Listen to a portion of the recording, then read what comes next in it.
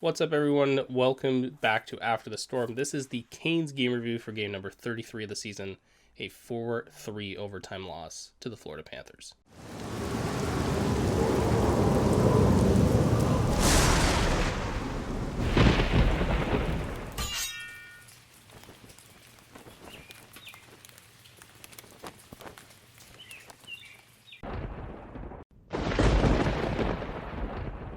In introing this game, Alex Lyon comes in kind of on an emergency recall here as Ronta is out with an upper body injury. This is the second half of a back-to-back, so obviously you're coming in a little bit drained energy-wise if you're the Canes. Otherwise, no lineup changes for Carolina heading into this one.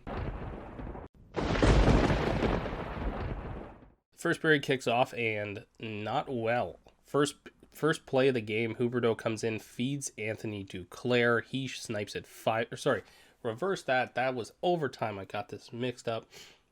Duclair feeds Huberdeau. Huberdeau shot 5-hole on Alex Lyon. First shot of the game, and it's 1-0 Florida. But after the goal, honestly, Lyon played pretty well, locked it down for the most of the rest of this period. Former Carolina Hurricane E2 Luis Duranen goes off for interference. Carolina to the power play with an opportunity to answer in this one. And they do exactly that. Teuvo Teravainen on the left wing, just kind of off the face-off dot, snipes. Looks like it maybe goes off of Ekblad's stick. But nonetheless, over the glove of Sergei Bobrovsky, we're tied 1-1. And then kind of back and forth here towards the end of the period.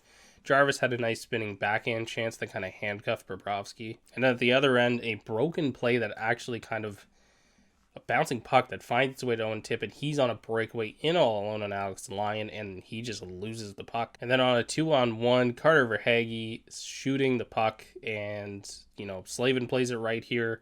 He takes the pass. Unfortunately, it just leaks through Lyon 2-1, and that is how the period would end. Florida leading by a goal into the second.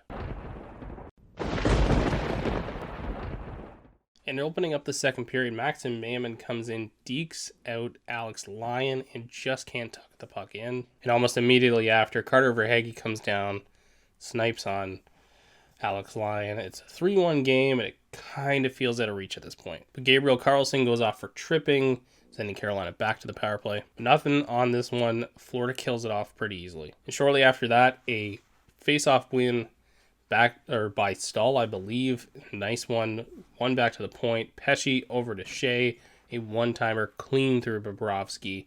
Shea's got his fourth goal in the last 3 games. He's on a heater right now. It's 3-2. And Lyon locked it down for the rest of the period, giving the Canes a shot in this one. 3-2 as we head to the third for the Florida Panthers.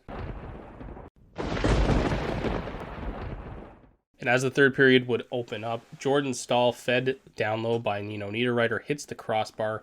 Jordan's getting so close. It's there. He can taste it, but he hasn't got one yet. It definitely is going to go in at some point for Jordan here in the next little bit, but right now he is struggling. And after that, though, a nice pass by Sebastian Aho over to Seth Jarvis. He snipes.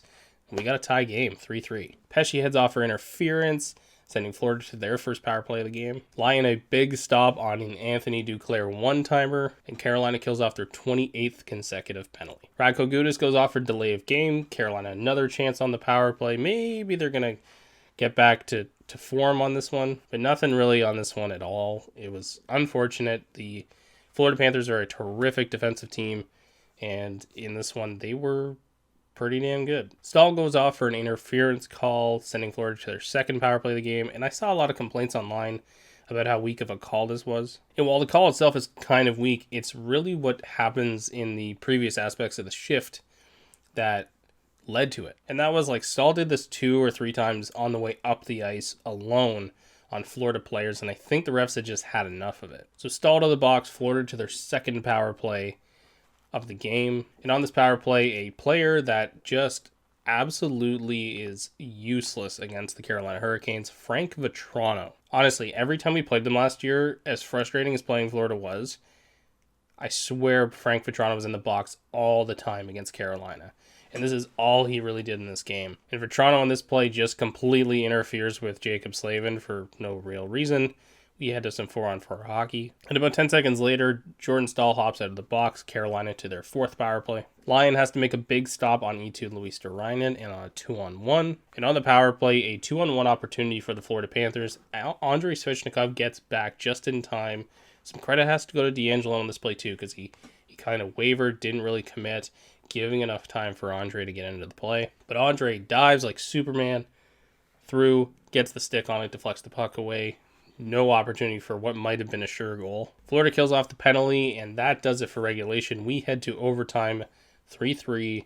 In a game where Carolina battled back, they got a point out of it. And in overtime, as we open up the session, Svechnikov, a nice power forward move, got it through. Got a shot off on Bobrovsky, but he makes the stop. And back down the other way, Huberdeau, a nice pass.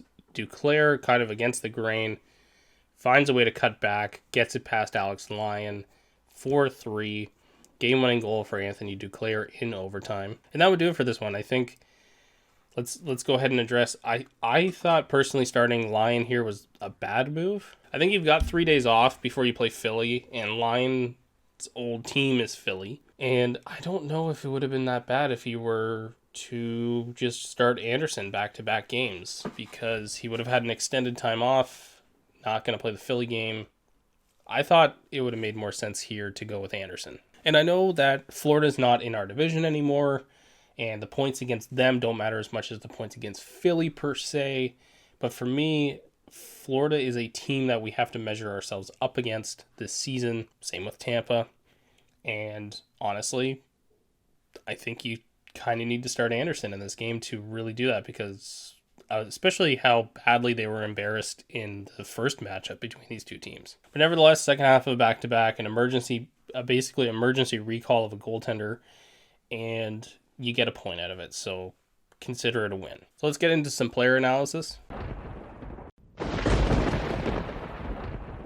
I thought the good players in this one were Jarvis and Slavin. Svech had a pretty strong game, but I didn't really notice Svech as much as I noticed Jarvis. He took a beating in this game, and he kept coming back. An excellent game for him.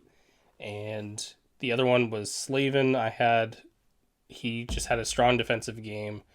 Offensively wasn't as noticeable as he usually is. For average players in this game, I actually had Alex Lyon. I thought he had a solid start, but was ultimately not what the team needed in this game. I thought they definitely needed somebody like Anderson, who's just that much better, and a little bit more stable on the back end. But otherwise, he stood tall. He stopped a lot of shots. Unfortunately, just doesn't get the win here, but, draws a point out. The only bad player I actually had was Martin Necas, and it's been kind of 2 games in a row for Necas. He had the tough game against Calgary, and strangely, he's had a couple really bad games in a row here. He's just, it's weird. We're very much used to seeing Necas and skating with the puck and all over the place and doing very well offensively. And right now he's just in a bit of a slump. And for a Panthers player, I'm going to highlight the captain, Alexander Barkov. Man, this guy's good. He's got that long stick. He's a big-bodied guy. I think he's 6'3" or 6'4". He's a huge guy. And his ability to stick handle is so good.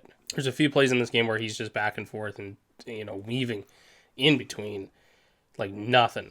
No issues. And defensively, he's one of the best, and off, on the draws, everything. The Florida Panthers, I remember when Barkov got drafted, and people were like, Barkov this early in the draft? And he 100% was worth the pick. And he might have went second, maybe he was third. I can't remember exactly, but I can recall at that draft, I'm trying to remember who else was drafted with. I think that was the McKinnon draft.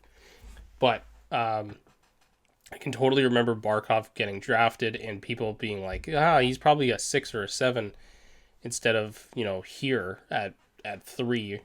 And he's been one of the best defensive forwards in hockey for 3 or 4 seasons now. There's a lot of players on Florida I love watching. Duclair's one of them. Huberdeau is one of them. Another great one is Barkov. I love watching a defensive center in this league. But anyways, guys, that'll do it for this episode. Sound off in the comments below what you thought about this game. Should they have started Lyon? what else, really? What else? I don't think there's much to complain about with this game, but there's always some room for some criticism in a game. If you haven't already, hit that like button down below. Hit the subscribe button if you're not a subscriber to the channel. There's tons of content all around here. Gaming stuff, NHL stuff, all over the place. Hit the notification bell while you're down there as well, because you can get these videos as soon as they upload. And as always, guys, I will catch you on the next one, January 11th, I believe, against the Philadelphia Flyers.